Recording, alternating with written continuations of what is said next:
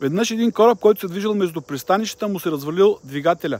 Акостирал в близкото пристанище и неговите механици и инженери започнали да търсят проблема. 2 дни обаче те не могли да открият причината. Разбрали, че в местното пристанище имало майстор, който бил изключително добър и може да помогне.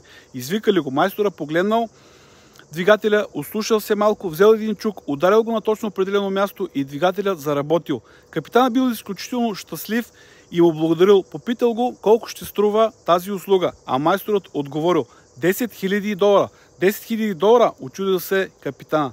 Да, 2 долара струва удара с чук, а 9998 долара струва диагностиката и определенето на точното място и сила, където трябва да бъде направен ударът. Това е днешната история и днешното вдъхновение.